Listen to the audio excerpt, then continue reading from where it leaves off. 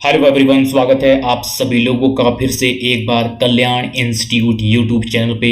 हम इस चैनल के माध्यम से बीएड पाठ्यक्रम का विश्लेषण कर रहे हैं और आज हम इस वीडियो के अंतर्गत सतत एवं व्यापक मूल्यांकन के संदर्भ में बात करेंगे, यानी कि कंटिन्यूअस एंड कॉम्प्रिहेंसिव इवैल्यूएशन, यानी कि जिसे सीसीई कहा जाता है। तो इस संदर्भ में हम विस्तार पूर्वक इस वीडियो के अंतर्गत बात करेंगे, यानी कि ये जानेंगे कि सतत एवं व्यापक मूल्यांकन है क्या और इसकी क्यों आवश्यकता पड़ी, क्या इसकी आवश्यकता है और क्या इसकी विशेषताएं एवं महत्व है। तो इस तरह से सतत एवं व्यापक मूल्यांकन के अंतर्गत यानी कि कंटिन्यूअस एंड कॉम्प्रिहेंसिव इवैल्यूएशन के संदर्भ में हम इन सभी बिंदुओं के संदर्भ में विस्तार पूर्वक अध्ययन करेंगे। तो आप हमारे साथ अंत तक बने रहिएगा, जिससे कि आप बड़ी आसानी से इसको समझ पाएंगे आज के टॉपिक को। अगर आपने अभी तक चैनल को सब्सक्राइब नहीं किया है तो चैनल को भी जरूर सब्सक्राइब कर दीजिएगा, जिससे कि हमें और ज़्यादा इसी तरह से कंटेंट को क्रिएट करने में मोटिवेशन एवं उत्साह मिलता है। जो ये बीएड का पाठ्यक्रम होता है वो पाठ्यक्रम काफ़ी विस्तृत पाठ्यक्रम होता है, वो चाहे हम किसी भी यूनिवर्सिटी का क्यों ना देख ले। इसी चीज को देखते हुए हमने एक वेबसाइट बनाई है, वो वेबसाइट है kalyaninstitute.in। इस वेबसाइट के माध्यम से आपको बीएड पाठ्यक्रम से संबंधित कंप्लीट नोट्स मिल पाएंगे। वो नोट्स कैसे मिलेंगे? जैसे ही आप इस वेबसाइट को गूगल पे सर्च करेंगे तो इस तरह का होम पेज दिखेगा। इस होम पेज के सबसे ऊपर 3 डॉट करके ये मेनू बना होगा। जैसे ही आप इस मेनू में क्लिक करेंगे तो आपके सामने ये सारे ऑप्शन आ जाएंगे। इन सभी ऑप्शनों में से एक ऑप्शन होगा बीएड नाम का ऑप्शन। जैसे आप इस बीएड नाम के ऑप्शन में क्लिक करेंगे तो आपके सामने बीएड पाठ्यक्रम की जो कंप्लीट जो नोट्स है वो नोट्स ओपन हो जाएंगे। मुझे उम्मीद है कि आपके लिए ये वेबसाइट काफ़ी उपयोगी रहने वाली, तो इसको एक बार जरूर विजिट कीजिएगा। अगर आप बीएड पाठ्यक्रम से संबंधित हमारे अन्य वीडियोज को देखना चाहते हैं तो आप हमारे चैनल के प्लेलिस्ट में जा करके वहां से आप कंप्लीट बीएड पाठ्यक्रम का विश्लेषण आप पा सकेंगे और अपने टॉपिक के अकॉर्डिंग, अपने सिलेबस के अकॉर्डिंग यहां से देख सकते हैं। अगर आपने अभी भी चैनल को सब्सक्राइब नहीं किया तो चैनल को जरूर सब्सक्राइब कर दीजिएगा, और जिससे कि हमें और ज़्यादा उत्साह मिलता है। आज के टॉपिक पे आते, जो हमारा आज का टॉपिक है सतत एवं व्यापक मूल्यांकन, यानी कि कॉन्टिन्यूअस एंड कॉम्प्रिहेंसिव इवैल्यूएशन, यानी कि जिसे सीसीई कहा जाता है। तो इसके संदर्भ में बात करेंगे कि इसका क्या अर्थ है, इसकी क्या आवश्यकताएं हैं और इसकी क्या विशेषताएं एवं महत्व है। तो इसको हम विस्तार पूर्वक इस वीडियो के अंतर्गत समझेंगे, जिसमें कि सबसे पहले सतत एवं व्यापक मूल्यांकन है क्या। जो ये सतत एवं व्यापक मूल्यांकन है, इसमें इस तरह से चीजें होती है कि किस तरह से जब हम बच्चों के संदर्भ में किस तरह से शिक्षा प्रदान करते हैं, जब शिक्षा प्रदान करते हैं उस समय जो भी मूल्यांकन होता है, जो भी आकलन होता है, वो सतत एवं व्यापक मूल्यांकन के अंतर्गत ऐसे होता है जो निरंतर होता है और नियमित होता है।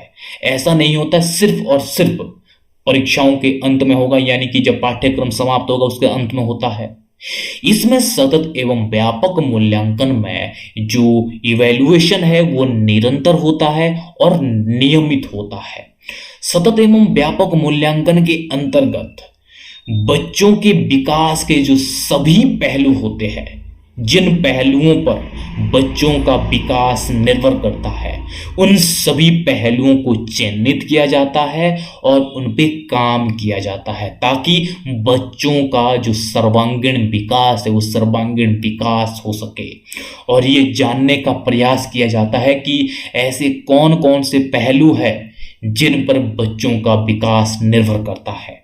उन पहलुओं को चिन्हित किया जाता है, उसके बाद उन पे काम किया जाता है, जिससे कि बच्चों का जो ओवरऑल डेवलपमेंट हो जाए। और इस संदर्भ में ये प्रयास किया जाता है कि जो बच्चे हैं, बच्चों ने क्या सीखा है और उन्हें सीखने के लिए क्या मदद की आवश्यकता है, यानी कि किन किन पक्षों में और ज़्यादा मदद की आवश्यकता है। ये इसके अंतर्गत, किसके अंतर्गत, सतत एवं व्यापक मूल्यांकन के अंतर्गत प्रयास किया जाता है कि बच्चों को कहाँ कहाँ पर मदद की आवश्यकता है, जिससे कि उनका जो विकास है वो विकास रुक ना जाए, वो निरंतर उसका विकास होता रहे। तो इस तरह से सतत एवं व्यापक मूल्यांकन के अंतर्गत ये होता है कि किस तरह से जो बच्चों ने क्या सीखा है और सीखने में कहाँ मदद की आवश्यकता है, उन सब का इसमें इस तरह से प्रयास किया जाता है कि इन सब को इसके अंतर्गत समाहित किया जाए और उन पे काम किया जाए, और मूल्यांकन भी जो होता है वो इन चीज़ों को ध्यान में रखकर किया जाता है, जिससे कि जो बच्चों का जो ओवरऑल डेवलपमेंट है, ओवरऑल डेवलपमेंट हो सके। इसमें इस तरह से सभी चीज़ों को समाहित किया जाता है जो बच्चों के विकास के लिए काफी उपयोगी होते हैं। उन सभी पहलुओं को इसमें समाहित किया जाता है और ये प्रयास किया जाता है कि किस तरह से उन सभी पहलुओं को इस तरह से विकसित किया जाए जिससे जो कि ओवरऑल जो डेवलपमेंट है वो बच्चों का हो सके। उन सभी पहलुओं पे इस तरह से काम किया जाता है कि कौन कौन से विधियां हो सकती है, उपकरण हो सकते हैं जिसके द्वारा व्यापक आकलन किया जा सके बच्चों का। वो किस आधार पर, जिससे कि जो वो सभी कौन से जिन पर बच्चों का विकास निर्भर करता है, उन सभी पहलुओं का विभिन्न विधियों एवं उपकरणों के द्वारा व्यापक आकलन यानी कि व्यापक मूल्यांकन किया जाता है। यानी कि ये संक्षिप्त नहीं होता, इसका दायरा काफी विस्तृत होता है, क्योंकि इसके अंतर्गत बच्चों के विकास के सभी पहलुओं को इसके अंतर्गत शामिल किया जाता है। तो इस तरह से ये व्यापक मूल्यांकन होता है और ये निरंतर होता रहता है।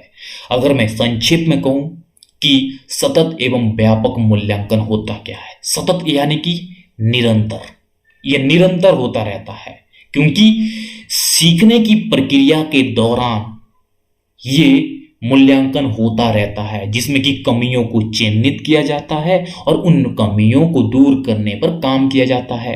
व्यापक मूल्यांकन यानी कि व्यापक मूल्यांकन ये होता है कि बच्चों के विकास के जो सभी पहलू होते हैं उन सभी पहलुओं का मूल्यांकन किया जाता है ताकि बच्चों का ओवरऑल डेवलपमेंट हो सके। तो इस तरह से ये शब्द से ही प्रतीत होता है कि सतत एवं व्यापक मूल्यांकन। सतत यानी कि ये निरंतर होता रहता है, व्यापक यानी कि ये काफी व्यापक होता है क्योंकि इसमें सभी पहलुओं को शामिल किया जाता है जिस पे बच्चों का विकास निर्भर करता है। तो इस तरह से सतत एवं व्यापक मूल्यांकन है। अब हम इसके बाद ये समझेंगे कि सतत एवं व्यापक मूल्यांकन की क्या पृष्ठभूमि है।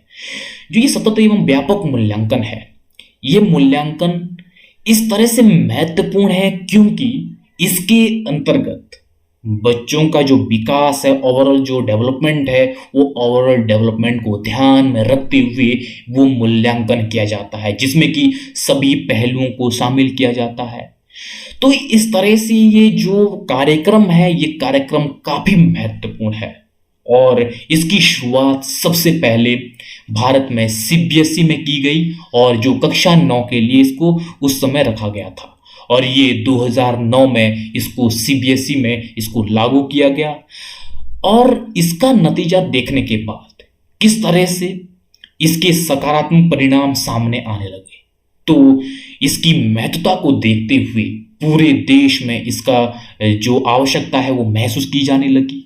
तो इस तरह से सतत एवं व्यापक मूल्यांकन को 1 अप्रैल 2010 को इसे पूरे देश में लागू किया गया क्योंकि इसके अंतर्गत जो बच्चों के जो ओवरऑल डेवलपमेंट है वो ओवरऑल डेवलपमेंट को ध्यान में रखते हुए ये इवैल्यूएशन होता था जिससे कि जो बच्चों का जो विकास है वो विकास होने लगा। तो इस चीज को देखते हुए 1 अप्रैल 2010 को इसे पूरे देश में से लागू किया गया। अब हम इसके बाद ये समझेंगे कि सतत एवं व्यापक मूल्यांकन की क्या आवश्यकता है, क्यों इसकी आवश्यकता महसूस की जाने लगी।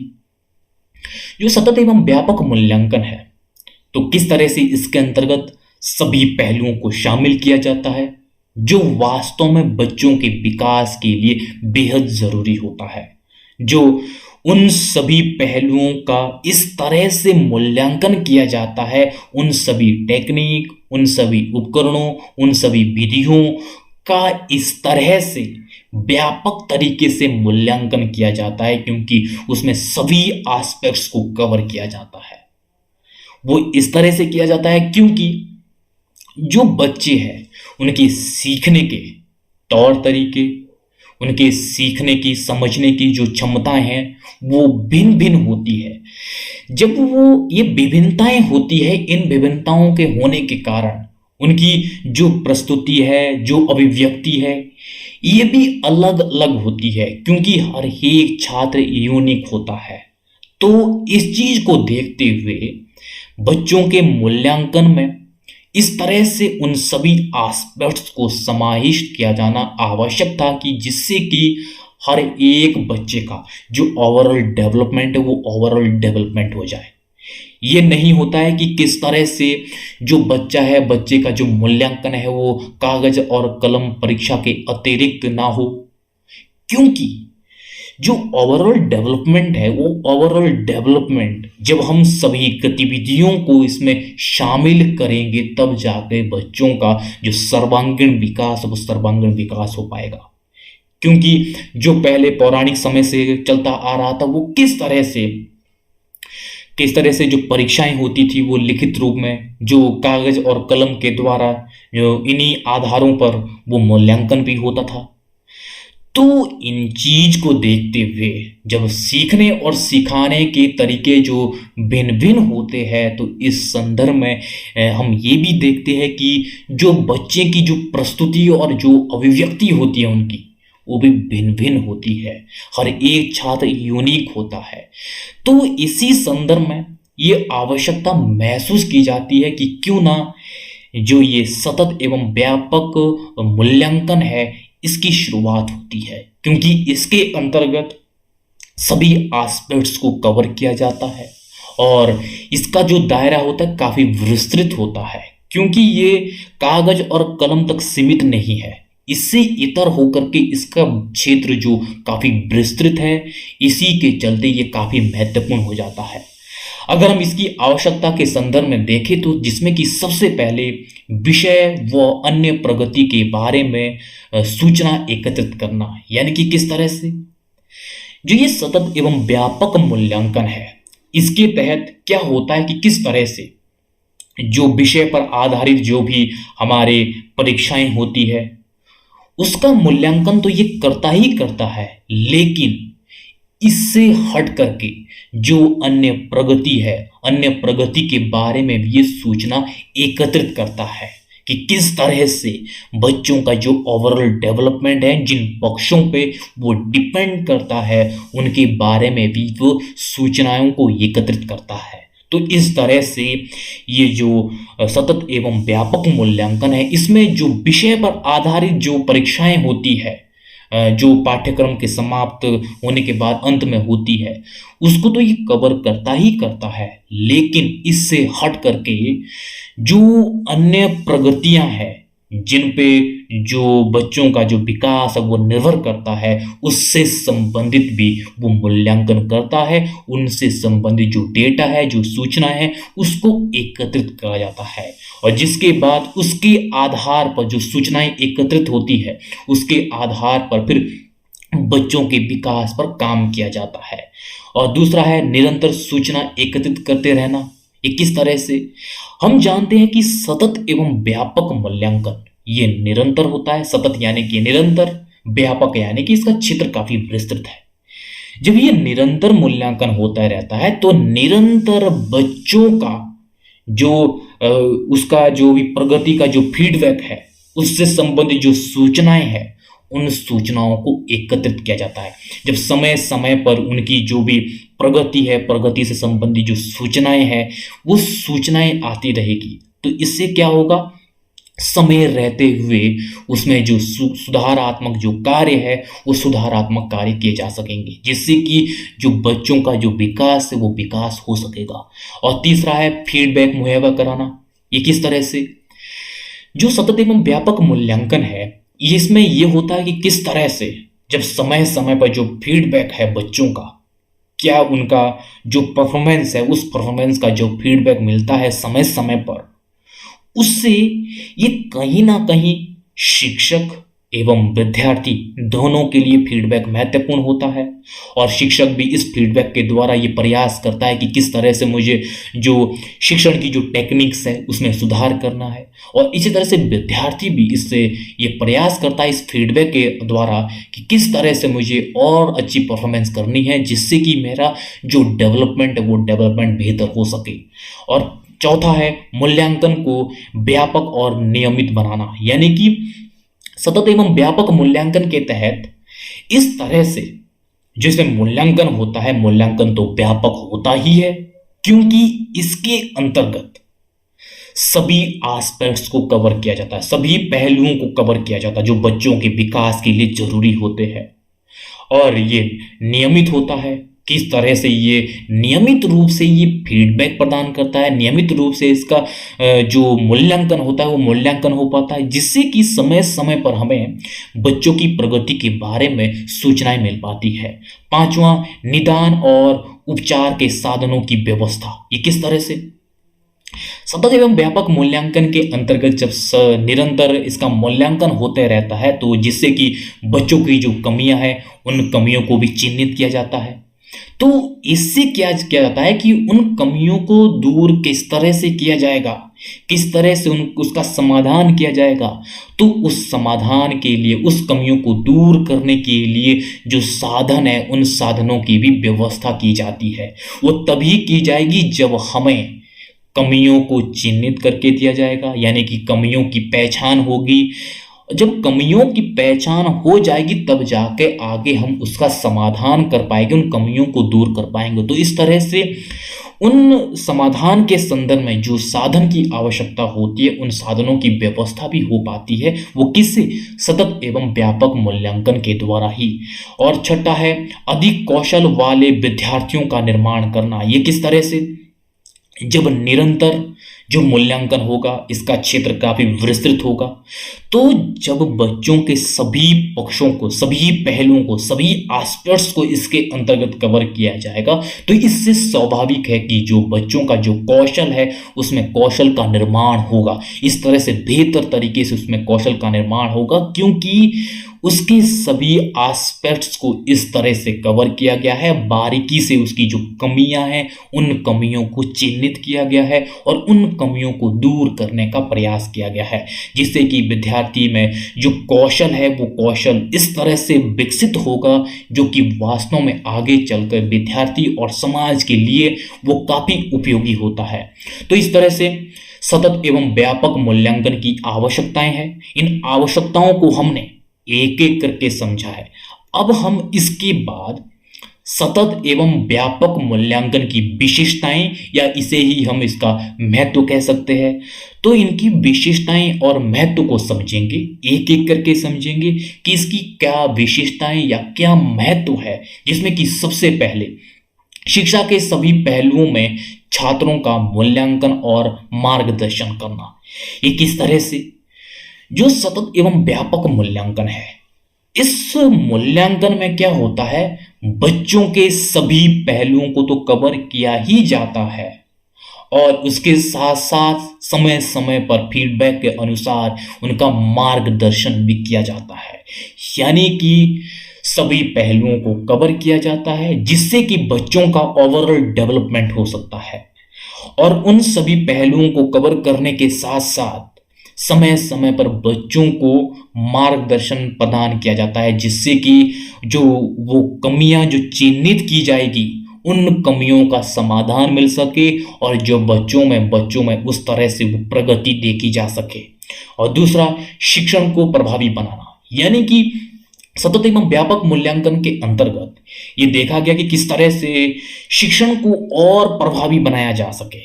यानी कि इसके तहत ये स्वाभाविक है, जब निरंतर और व्यापक इसका क्षेत्र होगा तो इससे जो संपूर्ण जो शिक्षा गतिविधि है उसको और रोचक बनाया जाएगा, क्योंकि ये वास्तव में एक तो छात्र केंद्रित है और इसमें छात्रों को किस तरह से और बेहतर बनाया जाए, छात्रों का ओवरऑल डेवलपमेंट कैसे किया जाए, इस पे ही ये निर्भर है, इस पे ही केंद्रित है। तो इस तरह से शिक्षण को ये काफी प्रभावी बनाता है। तीसरा, छात्रों की प्रगति का निरंतर मूल्यांकन करना। ये तो हम जानते ही है किस तरह से सतत एवं व्यापक मूल्यांकन में जो छात्रों की जो प्रगति है उस प्रगति का ये निरंतर मूल्यांकन करता है। इसमें पैनी नजर रखी जाती है छात्र के ऊपर, किस तरह से उसकी जो सुधार है उस सुधार की आवश्यकता है, किस तरह से उसमें जो बेहतर तरीके से उसका जो ओवरऑल डेवलपमेंट है वो कैसे किया जाए। यानी कि निरंतर उसका मूल्यांकन किया जाता है, किस तरह से इसकी जो प्रगति है वो प्रगति हो रही है, किस तरह से और बेहतर तरीके से इसकी जो विकास है वो विकास किया जा सके। तो इस तरह से छात्रों की प्रगति का निरंतर मूल्यांकन किया जाता है सतत एवं व्यापक मूल्यांकन के तहत। चौथा, भविष्य के लिए शिक्षण अधिगम योजना बनाने में मदद करना। यानी कि किस तरह से जब समय समय पर निरंतर जो बच्चों का जो मूल्यांकन होगा तो इस मूल्यांकन से क्या होगा, बच्चों से संबंधित जो सूचनाएं हैं वो सूचनाएं एकत्रित होगी। जो वो सूचनाएं एकत्रित होगी उस सूचनाओं के आधार पर भविष्य के लिए शिक्षण अधिगम संबंधी योजनाएं तैयार की जाएगी, जिससे कि ये हमें पता चलेगा कि वास्तव में बच्चों की क्या समस्याएं हैं, बच्चों को किस तरह से सीखने में जो वो अड़चनें उत्पन्न हो रही है। तो उन सूचनाओं के उन डेटा के आधार पर हम भविष्य के लिए एक बेहतर जो योजना है वो योजना तैयार कर सकते हैं, जिससे कि और बेहतर तरीके से बच्चों का विकास किया जा सके। पांचवा, विद्यार्थियों का सर्वांगीण विकास सुनिश्चित करना। यानी कि जो ये सतत एवं व्यापक मूल्यांकन है इसमें सभी पहलुओं को समाहित किया जाता है, जिसमें कि ये होता है कि किस तरह से बच्चों का जो ओवरऑल डेवलपमेंट है वो ओवरऑल डेवलपमेंट किया जाए। तो इस तरह से जब सभी पहलुओं को इसमें शामिल किया जाता है तो इससे स्वाभाविक है बच्चों का सर्वांगीण विकास होता है। वो सर्वांगीण विकास इस तरह से होता है जो वास्तव में बच्चों की प्रगति के में वो सकारात्मक छाप छोड़ता है और वो समाज उस बच्चे के लिए काफी उपयोगी होता है, जो वास्तव में एक शिक्षा का एक उसका उद्देश्य होता है। उस उद्देश्य के अनुरूप ये सतत एवं व्यापक मूल्यांकन के तहत ये कार्य किया जाता है। और छठा है, विद्यार्थियों को अधिक कौशल के साथ तैयार करना। यानी कि ये किस तरह से जब हर एक एस्पेक्ट्स को बच्चे के जो कवर किए जाते हैं तो इससे क्या होता है, बच्चों की जो यूनिकनेस है वो यूनिकनेस सामने उभर कर आती है। और जब उस पर काम किया जाता है, वो जो उसकी कमियां हैं उन कमियों को चिन्हित किया जाता है, उसके बाद उन कमियों को दूर करने का प्रयास किया जाता है। तो इससे क्या होता है कि बच्चों के जो कौशल है उस कौशल का विकास हो पाता है, जिससे कि अधिक कौशल के साथ इस तरह से विद्यार्थियों को तैयार किया जाता है जो वास्तव में अर्थव्यवस्था की दृष्टि से और इस शिक्षा के संदर्भ में ये देखा जाता है ये काफी उपयोगी होता है। वो पॉसिबल किससे होता है, वह सतत एवं व्यापक मूल्यांकन से ही होता है, क्योंकि इसके तहत सभी एस्पेक्ट्स को कवर किया जाता है और ये निरंतर मूल्यांकन होता रहता है। तो इस तरह से सतत एवं व्यापक मूल्यांकन की ये विशेषताएं या महत्व है। तो इस वीडियो के अंतर्गत हमने ये समझा है कि सतत एवं व्यापक मूल्यांकन है क्या, और सतत एवं व्यापक मूल्यांकन की क्या पृष्ठभूमि है, और सतत एवं व्यापक मूल्यांकन की क्यों आवश्यकता पड़ी, क्या आवश्यकताएं हैं। और अंत में हमने ये समझा है कि सतत एवं व्यापक मूल्यांकन के क्या विशेषताएं या इसे ही हम महत्व कह सकते हैं। तो इस तरह से हमने इस वीडियो के अंतर्गत इन सभी बिंदुओं का विस्तार पूर्वक अध्ययन किया है, एक एक करके समझा है। तो मुझे उम्मीद है कि आपके लिए ये वीडियो काफी उपयोगी रहा होगा। अगर आपने अभी भी चैनल को सब्सक्राइब नहीं किया है तो चैनल को जरूर सब्सक्राइब करिएगा, जिससे कि हमें और ज़्यादा मोटिवेशन एवं उत्साह मिलता है। तो आप सभी लोगों का बहुत बहुत शुक्रिया।